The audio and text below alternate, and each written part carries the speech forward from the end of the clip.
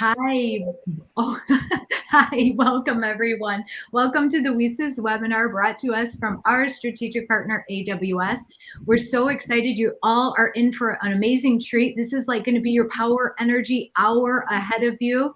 These ladies are ready to empower and inspire and share experiences that we could all learn from. So we're super excited to introduce this AWS team and their topic of imposter syndrome perspectives for Black women in tech. My name is Lynn Dome, Women in Cybersecurity Executive Director. We often go by our acronym WESIS, which is WICYS. We pronounce it WESIS, like we sisters. That's exactly what we are. We're a cyber sisterhood. And so our mission is to recruit, retain, and advance women in cybersecurity, and we do so by creating so many different opportunities. We have our conferences, we have scholarship grants, awards, we have a member portal, special interest groups, we have skill development training programs. AWS, who is a strong supporter and strategic partner of ours, builds out an entire roadmap for us that includes beginner, intermediate, and advanced jam sessions, cloud security simulations, and so much more. And if you're interested in learning more about the WESIS organization, go to wesis.org or email me directly, lynn@wesis.org. And we'll go ahead and get you started on your journey with the cybersecurity and connecting with our community. So without further ado, I want to hand it over to Sharnika, and she's going to introduce this fine panel today, and I'm going to log off, then enter back in as watching you all, and I'm excited about today's presentation. Thank you. And thank you to WESIS for having us. We are so excited to be a part of this cyber sisterhood. And so I'm going to allow the panelists to introduce themselves. And so we'll start with Janine, we'll go to Olivia, Nafi, and then we'll conclude with Alexis. And just tell us, a little bit about yourself, what you do at AWS, and how you show up. Good morning or good afternoon, depending on where you may be. My name is Janine Moorhead. I am the Worldwide Specialist Innovation PM for the Learning from Amazon and Culture of Innovation programs here at AWS. We are tasked with teaching our customers about Amazonian culture and our innovations that we have here at Amazon. I've been at AWS for 4.5 years, which is probably like 8 to 10 years in Amazon time.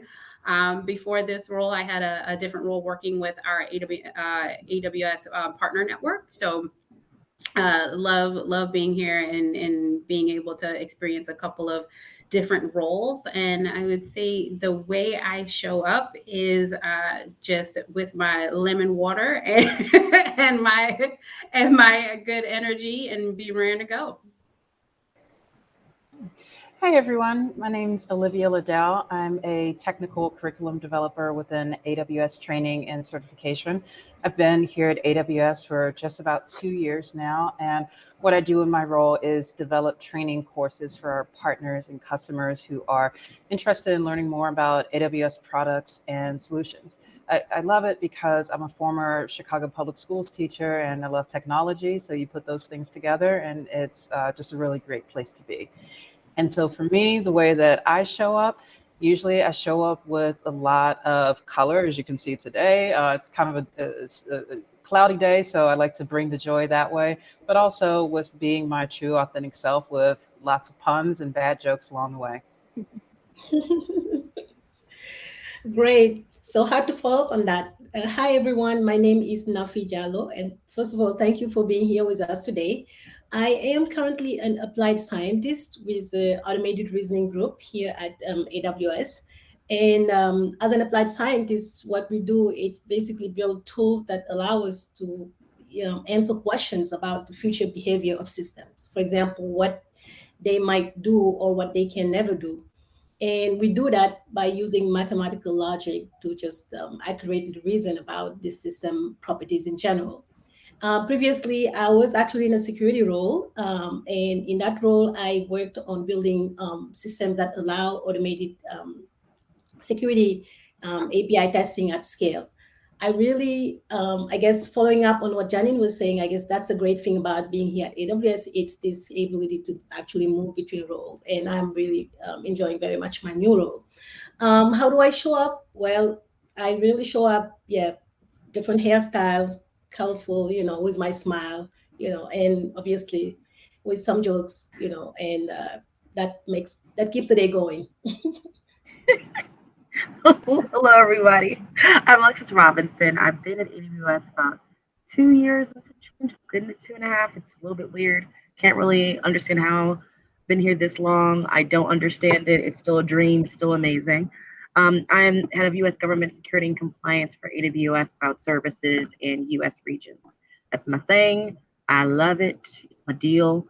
How do I show up? Usually with a little bit of a Texas accent and my hair in a head wrap because it's a hair day. Trying to get the oils to stay in and be succulent. That's me. Usually with some humor. That's just how I am. I usually come in with a laugh or something or a little bit of shade. Usually for those that know what that is. And yeah, that is me. Thank you, ladies. And I'm Sharnika Howard. I'm a senior technical program manager, and I show up with grace and grit. Okay. So we are here to talk about imposter syndrome and what we hope you gain from this talk, this panel, if you will, is just some insight on, what it feels like to experience it. I expect that some of you will be able to relate, and if not, at least be able to understand. And then we hope you walk away with some coping mechanisms for those of you that are experiencing it. So the first question is, how do you describe imposter syndrome? And we'll start with Alexis. Ooh. I describe imposter syndrome as an unrealistic expectation that you're not good enough, don't deserve to be there, or that you got here by luck. And it usually manifests itself in a way that just says that, okay, I now have to constantly prove that I deserve something, constantly have to explain why you're doing something or thinking a certain way. And usually an over indexing of asking for permission when you really don't need to because you own your own journey and your own truth. But that's my overall definition of imposter syndrome. And it's honestly a feeling. And I know there's a debate now of whether it exists or whether it's there, whether we should tell women it's there or not. But you can't really deny how I feel. And that's that feeling. Not every woman has it, so it's not to make a blanket statement that, oh, every woman is going through imposter syndrome, because I have a lot of men that go through it too. And it is definitely on a person by person's experience how it manifests. But it is that feeling inside of that's unrational, as in you have the facts and your feeling doesn't match actually with those facts. But that feeling is, I'm not good enough, and am I supposed to be here? Did I did I sneak in? That kind of thing. Yeah. Thank you. Did anyone want to add to that, a unique perspective, perhaps? I mean, I think that's really a good description. For me, usually I see it as this internal voice that is just telling me, like, especially when I go into new situation, right? Like, hey, oh my God, they will figure out right away that you're a fraud, that you don't deserve to be here, right? Like, and then constantly having that internal conversation, right, with that voice that's telling you, yes, wait until that meeting is over, right? And you realize that actually you just did perfectly fine, that you deserve to be there. So absolutely, yeah. Yeah. Yeah. And I think that manifests itself outward into thinking that you can't be who you really are depending on your situation. You can't bring your authentic self, or makes it feel like you can't bring your authentic self because you're like in this space of doubt. And so sometimes when you doubt yourself, some of the easiest things to do are to just either be quiet or find a different way to assimilate to your surroundings. And so I think that just having that sense of self-doubt and wondering, should I even be here, doesn't necessarily allow you to bring your full self forward. So it manifests itself in different ways. I agree with what everyone has said. And when I think about imposter syndrome for myself as a Black woman in tech, why I feel it a lot in my career, or have felt it, is that when I look around at the teams I've been a part of, at tech events that I've attended, there are usually so few other women of color there. And I think, to echo what everyone has said thus far about this idea of sensing that you don't belong, it can be really difficult to try to convince yourself that you do belong when you can look around a big room or even a small group and you're like, I don't see anyone else who is like me. And so it really can be this ongoing thing. And I feel that even when you do have major accomplishments or small accomplishments, there's this part of your mind that can almost be looking for the negative or try to spin something into a way to make you believe that, no, I didn't get here because I deserved it, because I worked for it. I'm here just because they needed a Black person here. Yep. Wow, thank you. I had a follow-up question to that. And most of you kind of answered it. I'm going to ask it anyways, just to see if anyone has anything additional to add. How did you come to realize that you were dealing with imposter syndrome?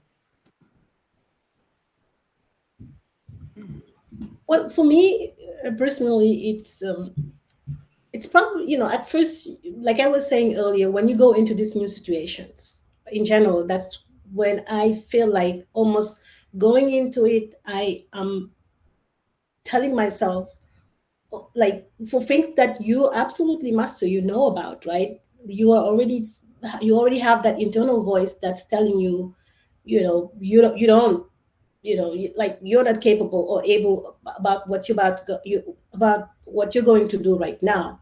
So that it's just that over time I noticed, going into this new situation, that I always doubt myself, only at the end, almost on the other side, to realize that it was just okay. Actually, I was able to deliver as expected, if not beyond, the expectations. So yeah, that's in general how I came over time to know about it. And of course, then, meeting with other people, talking about the subject, you realize that you're not alone in that situation. It's actually, people do experience that feeling of imposter syndrome. I think for me, it manifested because someone else called me out on it, actually. So I was, it was another woman of color, and I was giving her counsel, like, why do you feel like you're not good enough to be in this meeting? And why don't you? And I was giving her all the facts. And she was like, yeah, you're right. I need to be more confidence in myself. And yeah, I'm like, so what are you doing about it? Because I see you also do it. She turned it on me. I was like, oh, what, I don't know. It's like, well, I remember you said this in this meeting that, why was I here, or someone about to fire me or something. And she heard that and she was like, why? No one would ever fire you, Alexis. What are you talking about? And I was subliminally saying it in jokes. I was subliminally doing it when I was like, oh, well, they called me in this big leadership meeting, so it must be because they need, a joke, or because either they're going to fire me today or something, like, it's self-deprecating, but there's always truth behind it. And I realized that I was going into those meetings thinking, oh, why do you want me here? Like, literally my VP would ping me just to talk. I'm like, what I do? The first thing come out of my mouth was, what I do. And it wasn't until I was talking to that other woman of color, and she reminded me, like, hey, you're going through it too. It was early on, and I'm very much a rah sis boomba, any woman of color, any woman that's going through it in general. I'm always like, what? How can you even think you're amazing? You're doing great. But it's very hard for me to do that for myself. Mm-hmm. So that's when I really did realize, oh, that's what this is. I got it. And you hit the nail on the head. Well, you said it earlier, like it shows up or it manifests differently for everyone. Right. Because you were doing it in jest, but it's no different. So, Yeah. Anyone else? Yeah, I would say for me, it was I had a manager that told me I was very quiet in meetings. And so I would sit in these meetings and I would just listen, wouldn't say much. And for those that know me well, I am a mile a minute talker. So I am hardly ever quiet, for sure. And so I was sitting in the meeting and I didn't say anything. And then they just point blank, my manager asked me a question and I responded, and I'm just giving my answer and what have you. And then later on during our one-to-ones, he was like, how come you don't talk more? during the meetings. And he's like, I know you have good ideas in there. So why aren't you expressing them? Why aren't you saying them? And I was like, yeah, that's a good point. But I think in my mind, I was thinking, because I didn't want anybody to either judge my answers or think they were, not appropriate or not right. So you just don't say anything at all. But I would, wait until later to like either give him ideas. I think maybe he just got tired of it, saying, stop telling me all this stuff when we're together, like say this to the group. And so I think, sometimes it does take somebody just call you out on it to actually like rethink about some of the things that you're doing. It's like, why aren't I being, more vocal? What is it that I'm hiding from? Like I'm here, I have something to say about this situation. Why don't I just say it instead of having that underlying fear of somebody might catch me in something and having that fear? But you're like, you have to step out and say, oh, I am supposed to be here, or they do want to, hear my ideas and things that I have to say. But it does take some self-reflection to get there. And sometimes that does have to be called out by another person, because you can't always see it for yourself. Yeah, that's been my experience as well. And thinking about times when I've identified myself going through imposter syndrome is when I can catch myself almost starting to spin narratives about how I perceive others to be thinking about me. And probably the best example I have of this, and hopefully I don't start crying in the middle of telling this story, but it was something that happened during my very first day of grad school years ago when I was at the University of Chicago. I was there to get my master's degree in Middle Eastern Studies, and everyone else there on the first day of class, they were telling stories about they had been able to travel around the world the prior summer. And I'm like, well, I had to go work a job, so I couldn't do that. So already I felt like I didn't fit in. But yet I was there on a completely full ride scholarship that I had gotten. I assumed that I received that funding because I was a Black woman, and I carried that with me throughout my entire 2 years there. So fast forward to a couple years ago when I was catching up with some of the directors from the program and just thanking them for everything and all their support. And I said in passing, yeah, and I really appreciate the scholarship because I know I'm a Black woman and everything. And they stopped me in my tracks right there. They said, Olivia, all this time you thought you got the scholarship because you're a Black woman. We gave you that scholarship because of all the people in the incoming class. You were one of the people who came with the top Arabic language skills. That's why we gave that to you. And I had carried that with me for something like 10 years.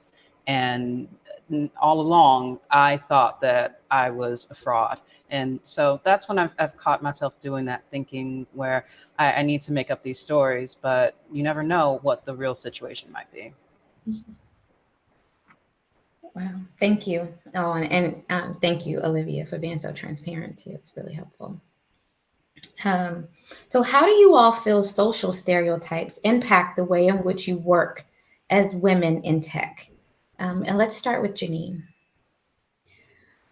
Oh man, the social stereotypes. Don't be the loud Black woman in the corner. Don't act up. Don't roll your neck. Don't roll your neck. Don't do all of this. So it's just all that stuff is out there. It's been out there, probably since we were all little, right? So I think that those things are always just kind of sitting in the back of your mind of, if I don't agree with this, they're going to deem me the angry Black woman, or they're, you know what I mean? They're just always there. So you have to, I think you have to get them out of your head and out of your mind, because that's not you. If I'm angry, and it has nothing to do with said stereotype. If I disagree with you, I disagree with your thought or your method or whatever. And that is my personal opinion. That has nothing to do with who I am as an individual or a person of color. So you have to remember that you have your own individual thoughts. You have your own individual way of thinking about specific topics. And so you have to kind of really slide those stereotypes to the side. And it's hard. It's definitely hard, because you feel like in the back of your mind, there's always that thought process that somebody is judging you against those, but you have to kind of ignore them and push them away. And it's even harder, I think, as a Black woman, because I know we've grown up with probably our parents telling us to, be mindful. And it's been instilled in yourself for so long. Don't say things you're not supposed to say. Don't get loud. Don't do this, like as children, because they didn't want us to be judged. So trying to divest yourself from those stereotypes and just, keeping things in perspective of where you are in your career, where you are when you work, and the things that you say, I think helps by saying, I am saying these things because they are relevant to my job, regardless of stereotypes. And you really have to try to split the two, which is, it's a hard thing to do, but you really have to try to separate yourself and your actions and the things that you are doing in the moment for work purposes versus what people may think due to stereotypes. And you just have to push that out of your mind. I definitely want to add on to that because I feel like what Janine's speaking to, not saying Janine, not trying to, add you to this, but it kind of speaks to my personal war that I have with the word executive presence. One, because executive presence doesn't really get to, or the way that it's used, more so the way that it's used, is a very narrow understanding of what executive is, or what a person that can lead, or a person that can command a team or do a presentation can do. Including diversity in that conversation, executive presence kind of falls away. Because executive presence, to be very honest with you guys, is a white construct. So I hate it. I hate the word. And that gets used in the workplace, the social constructs that kind of combines us in the, if you are cricking your neck, if you make certain jokes, if you look a certain way, if you dress a certain kind of way, it leads to people thinking, oh, well, maybe you don't have executive presence to run this. And that's not actually true. You see executives, all walks of life, doing whatever they need to be able to do, and they relate to people in different ways. And when we think of this of imposter syndrome at the same time, it's putting sometimes undue pressure on us to be a certain way, or to think a certain way, or to act a certain way that doesn't really need to be there, but the social constructs around us, sometimes unfairly, increases those limits. It just adds more pressure that doesn't really need to be there. Mm-hmm. And so a lot of times, imposter syndrome, even though it's prevalent to anyone can have it, anyone can feel that way. It does carry a little bit of like a little bit more sometimes for women of color. One, because we're women. Two, because we're of color, and we bring our own je ne sais quoi to anything, and we are taught that this je ne sais quoi is unprofessional, or that is not indicative of executive presence. That's my war. Yep. It's my war. It's all of ours. It's all of ours. Yep. I mean, your folks put it so well. There's nothing to add to that. But, that's really that, like, really this idea of just, first of all, I think, and Olivia kind of mentioned that earlier, right? Like just looking around you and being the only one almost amplifies that in a certain way, right? So that I think that just, that just amplifies it. And it's this constant reminding yourself, right, that you are here because you are capable, right? You have the skills, and then you add value. Otherwise, frankly, people will get rid of you in a blink of an eye. So you're here because you deserve to be there. Indeed. What tools have you relied on to overcome bouts of insecurity or imposter syndrome? And is there a personal success story that you can share? Let's start with you, Nafi. Well, for me, let me think. Like I was saying, I always associate imposter syndrome with just going into new situations. So one of the things that I've been trying to train myself at is like, let me actually put my feelings about this situation I'm going to go in before entering into it. Mm-hmm. And then at the end, let me do the same thing and compare.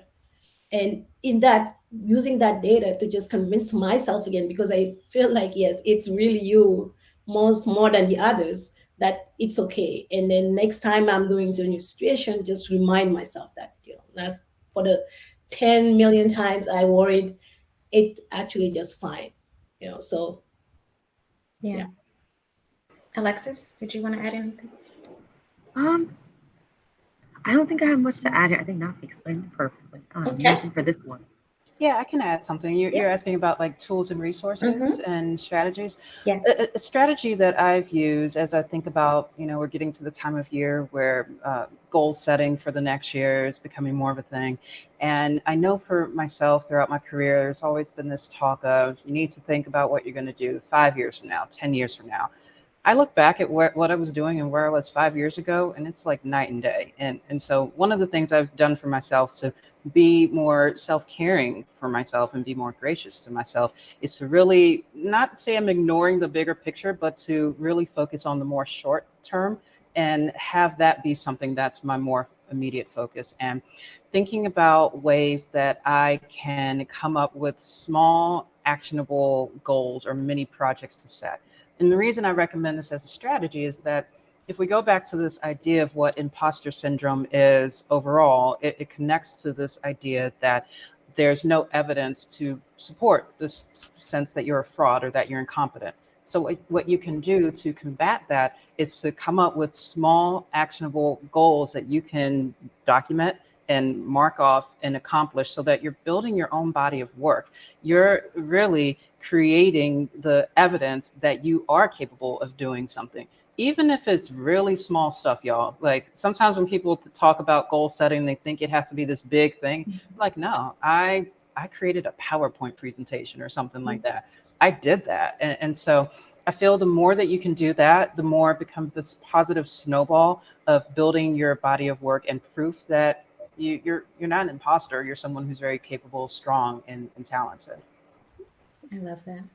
I thought of something. Sorry, go ahead, Janine. I was gonna say, talk it out, walk it out, y'all. Talk it out because don't let the feelings manifest themselves and get bigger and bigger in your head. Find someone to talk about this with, whether it's, panels such as this with other like-minded individuals, whether it's a friend, a spouse, somebody, a therapist. Talk it out. Don't let it just sit in your mind. And I think as Black people, we don't we don't want to talk, and we definitely don't want to do therapy. It's almost like taboo in a sense for a lot of our culture, right? So just getting those feelings out of your mind and just having that temperature check with someone else to say, like, why are you feeling like this? Why are you doing this? For me personally, it's my husband. We talk about stuff all the time. I bounce things off of him. Like, what do you think about this? And you'll know he's very like upfront with me, which I love him for. But he's like, I don't know why you're contemplating this. Why are you so in your head? And he kind of brings me out of that. But just having someone there for you, whether it's a friend or whomever, that will listen and help you get out of your own head. Like if you're saying, I have to go in this meeting, I don't know why I was there. Talk that out. Why did you feel like you weren't supposed to be there? Why, what were the other things going through your mind when you were supposed to be talking? So just having some of those having someone there to help you and listen and really just listen, it maybe, and not even respond, but just listen to you speak your mind, and getting those feelings out is very therapeutic and helpful for you to move forward and get a better understanding of your self-worth and why you should be a part of these additional conversations or meetings or be able to increase your career.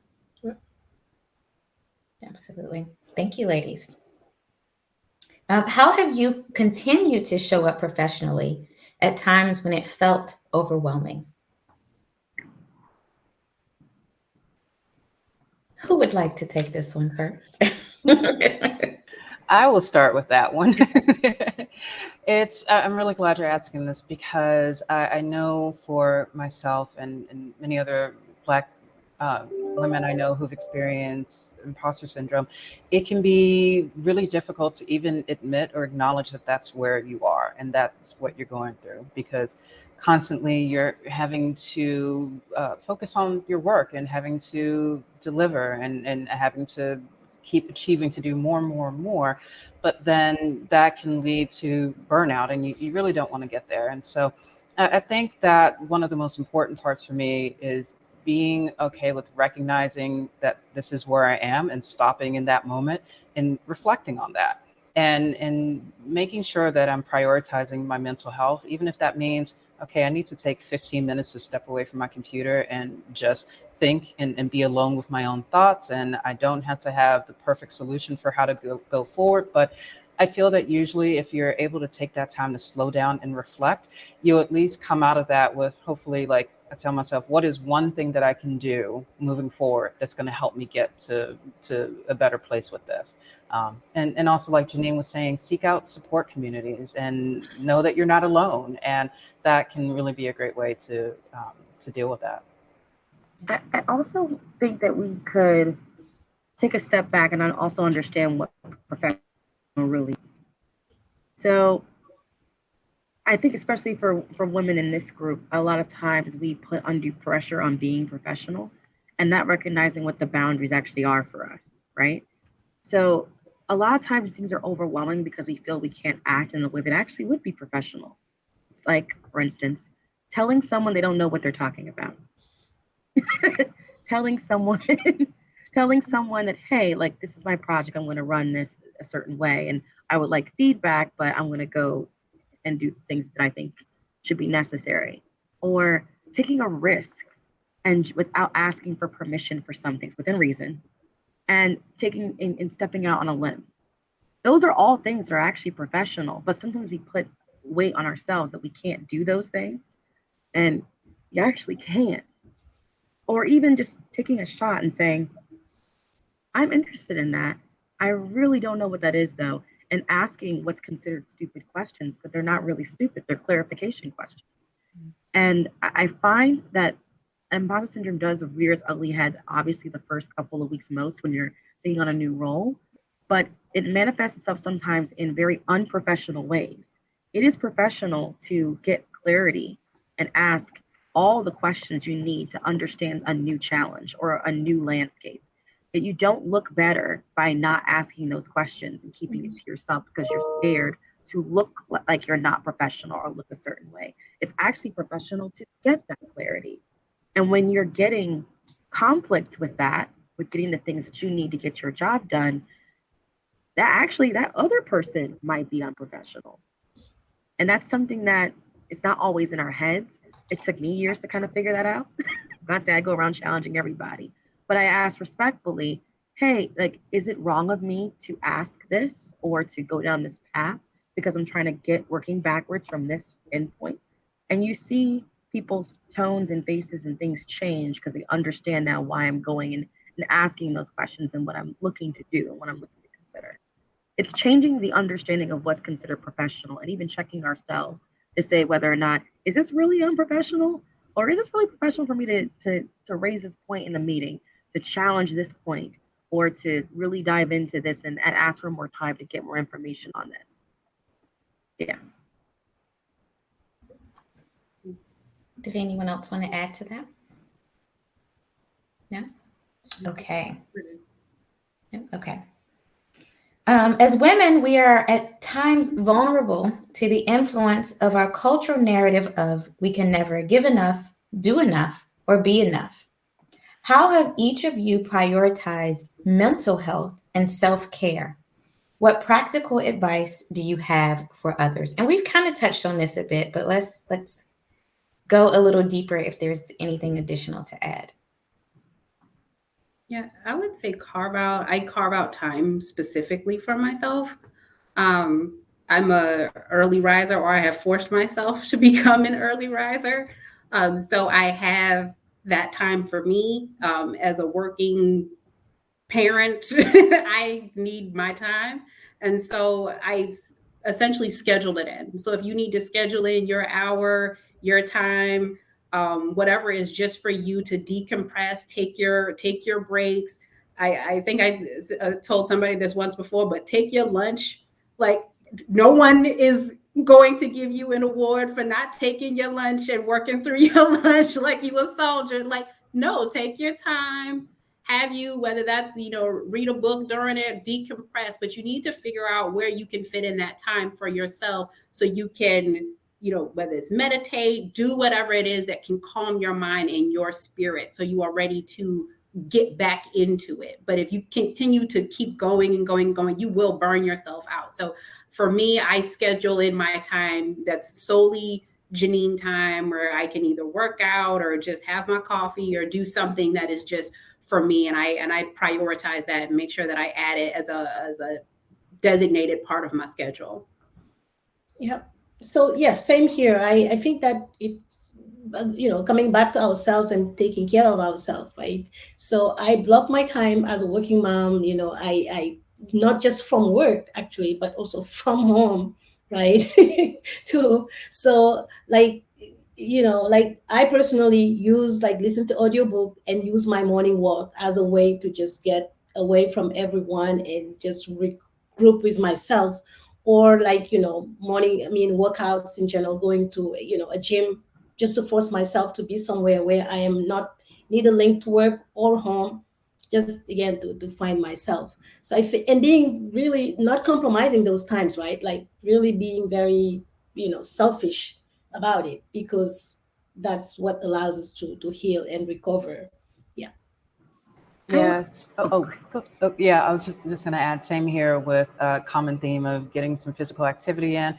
I go to spin class usually 3, 4 times a week. I take tap dance classes on the weekends, jazz hands, and I told y'all I was weird, and and really just making that time for myself. And something I feel that's important for me to mention with my answer to this is that earlier this year I was diagnosed with ADHD, and suddenly a lot of things made sense because I'm someone who will often try to do all the things, but sometimes struggle to prioritize. And then I realize that nothing is getting done.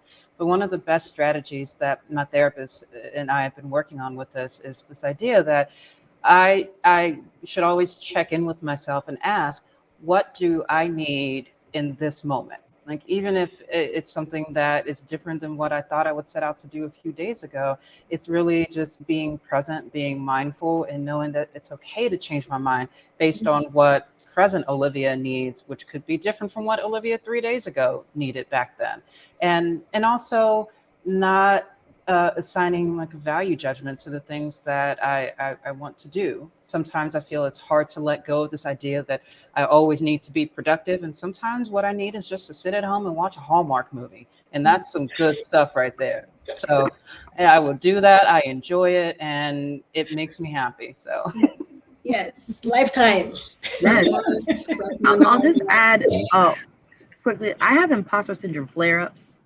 So what those flare-ups are for me is usually when I'm going through something personal, and I realize it's in this past year, obviously with the pandemic, when I go through something personal, it's like I'm trying to prove myself all over again that it didn't impact work when it does. So it's yes, you can understand yourself and get over certain things from an imposter syndrome standpoint, but you also need check-ins with yourself too. And these guys are talking about all the things that are absolutely important for maintaining your mental health as you go through and embark on new challenges and achieve great things in cybersecurity. But you also need to understand that certain life events happen. Like, just being honest, I had miscarriage this year. It sucked. It was terrible. But the worst thing that I did to myself was pretend like it didn't really matter, or pretend like it didn't affect work. And sometimes it's necessary to just take off, take your vacation.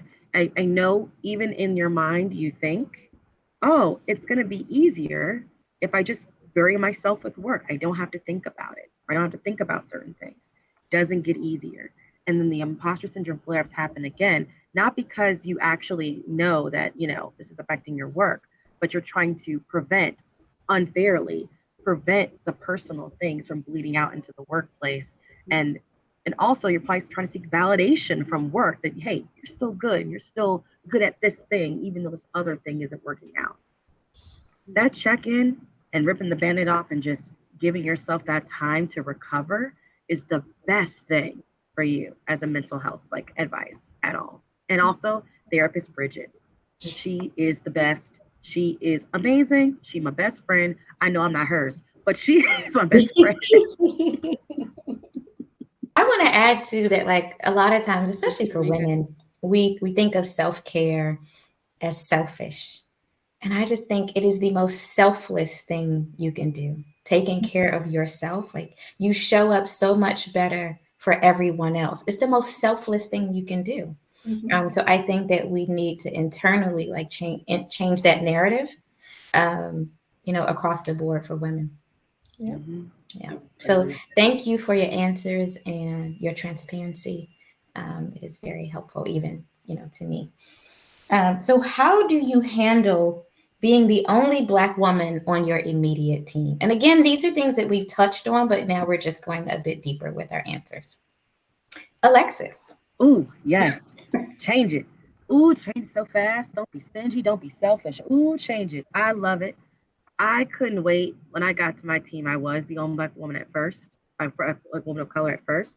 And then slowly and surely got some power. And now I'm like, okay, we're just going to bring all the men, all the best. And honestly, challenge, not recruiting practices or anything like that, but share things with your network. Make sure that if there's qualified positions available, don't be shy and say, okay, I think this other person will be amazing. Yes, they happen to be women of color, but they're also really good at what they do. And they would be absolutely amazing. So that's one piece, is there is an opportunity to change that. It's not a static thing. Sometimes I felt in previous positions that, oh my gosh, I'm not gonna be the only woman of color forever.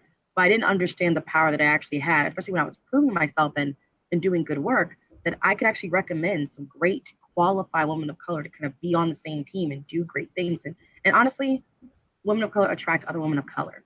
So you also are a lightning rod for great women to join the team as well.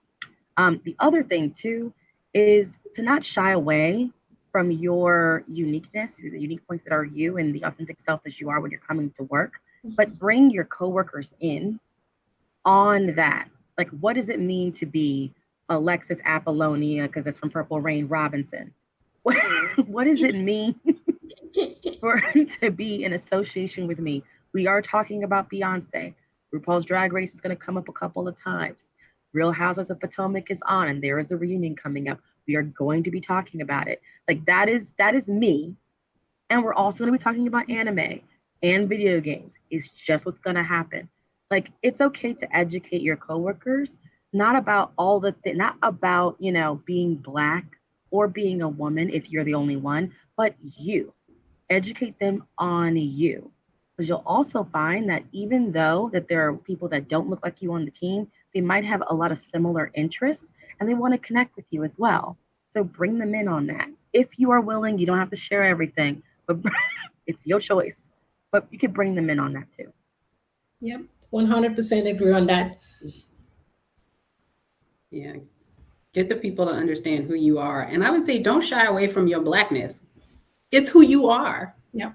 It's visible. There's nothing you can do. You cannot hide it, right? So I say embrace it more. And if people got questions, let them ask questions. Yes. Like I didn't know some of my coworkers are so interested in my hair until one day they asked me, like, how long does it take you to do some Yes. of these styles? Like, I'm serious. Like, I didn't know it was a thing, but apparently it was a thing. They were so interested in how I could whip it up and it'd be different the next week. And it was just consistently changing. But that's fine. Like, it's like have those open conversations, acknowledge your differences, and and talk about whatever they're curious about, because then you start to create like open dialogue. You both get to know each other, and then everyone eventually just feels more comfortable when you can create deeper relationships with your coworkers. They get a better understanding of who you are as a person, and you can get a better understanding of who they are as a person. And as Alexis said, you could find some similarities, things that you both enjoy.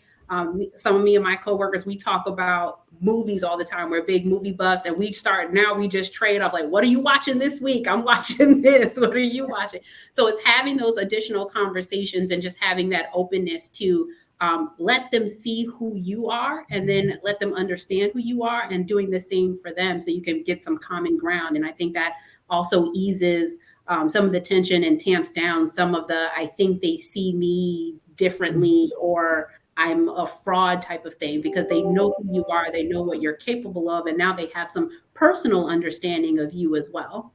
Absolutely. Okay, we're going to take a question from our audience.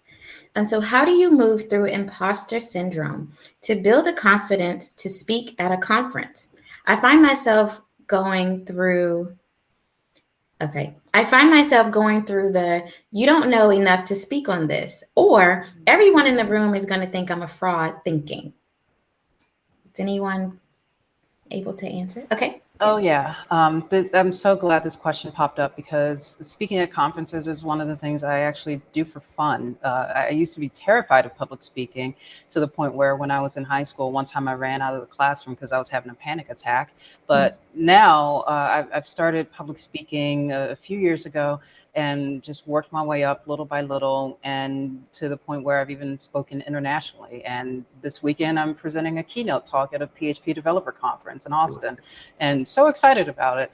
And to give some actionable strategies for this, there's a couple things I would recommend. One would be the idea that even though other people may have already spoken on a topic before, they don't have your perspective on that topic. So when you're really thinking about what could someone possibly learn about this, really do some brainstorming and think about what perspective do you bring. It doesn't have to be completely original, but it just has to be you, because you never know who in that audience might need to learn about that concept from your perspective. And the other strategy I have for this is to start small. Oftentimes, people assume that in order to get into conference speaking, they need to start with a full hour presentation, but that's not at all the case. I would say start with like what's called a lightning talk, where usually that would be somewhere from 5 to 15 minutes of content.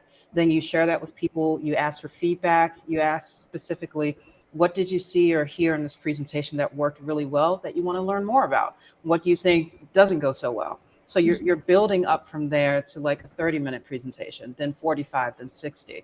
It's kind of like, I don't know, I just ate lunch, so I have a food metaphor. It's like if you wanted to start to learn how to cook, you don't start with a full 3-course meal as your first thing. You do your appetizer first, then you get your entree, and then when you're really fancy, you get dessert added in. And it's okay to build that up and just really find a community of like-minded people who can help give you feedback. And before you know it, you're going to be out there building that confidence. So yeah, I'll stop talking about this because I could talk about that forever. No, thank you. Yes, those are all great tips. I mean, practice, practice, and practice, and get feedback. Really, no. I'll got one last thing to say. I'm tired of a dry, and these people know this character that I want to talk about called Dan, but I am tired of a dry Dan speaking at these conferences, and we all know what the dry Dan is. It is usually a certain age, certain kind of male, certain kind of skin complexion. We'll call it caucasity. They and literally dryly reading from slides. I love different perspectives in conferences. I love hearing people with different takes on things. Yes, it could be the same topic, but I love hearing it in different ways and getting new insights. And you have that different insight.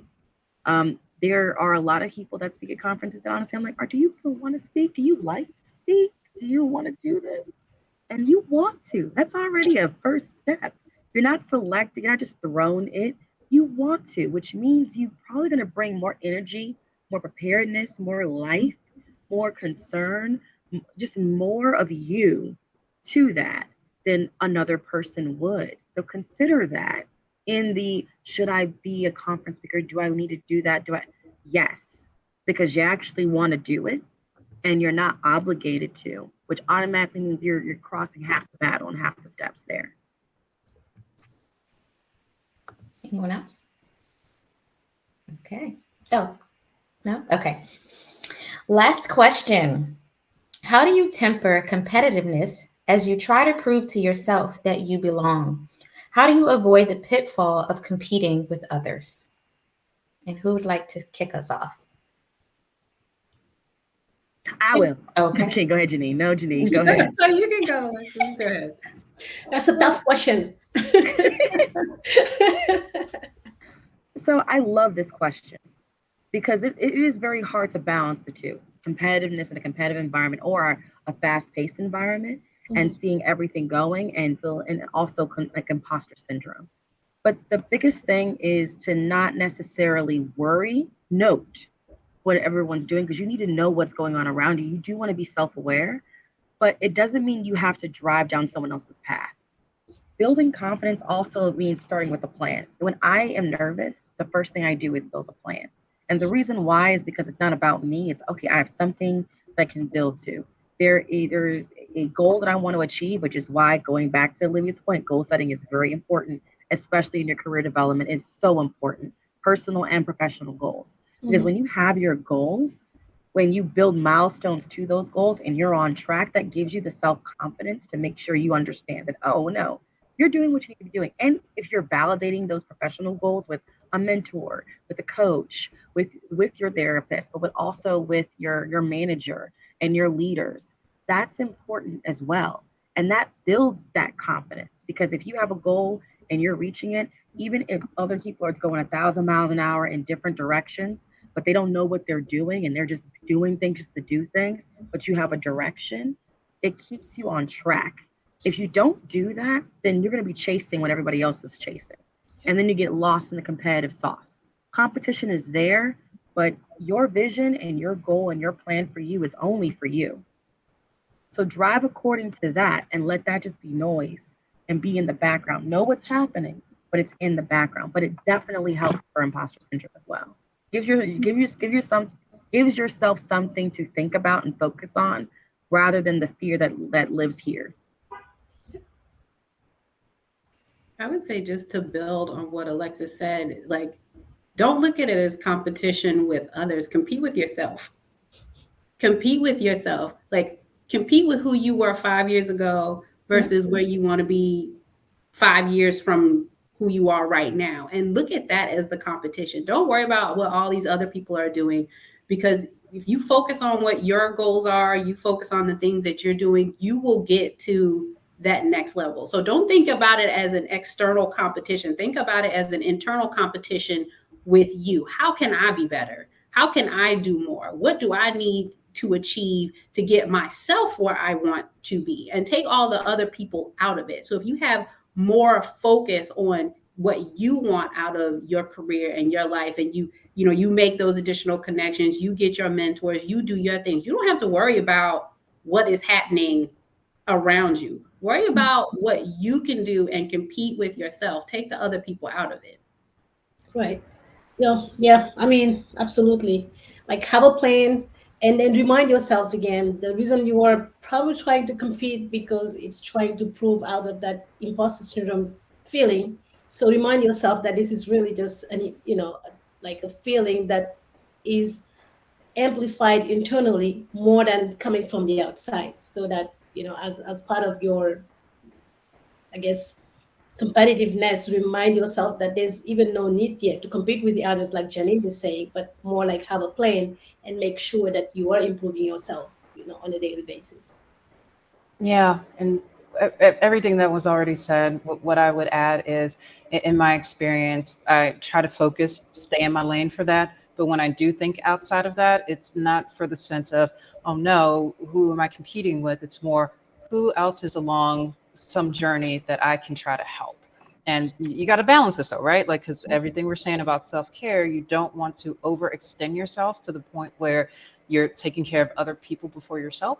But when you are able to, and when it's something that you can fit into your schedule in life, even in a small way, being someone who can be an advocate and source of support and guidance for others, that can help so much with imposter syndrome, because you are helping somebody else, and in doing so, you're continuing to demonstrate your skills and talents. And oftentimes when I feel stuck, I'm like, who can I help? And that really helps boost my sense of self-confidence.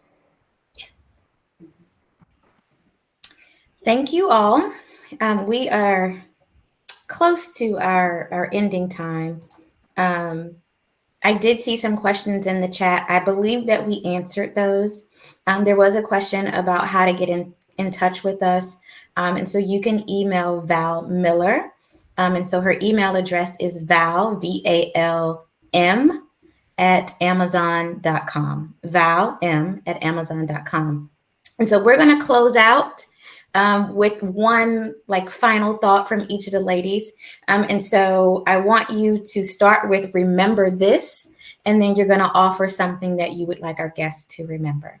And we will start with Janine, and we will close with, so we'll go with Janine, Olivia, Nafi, and close with Alexis.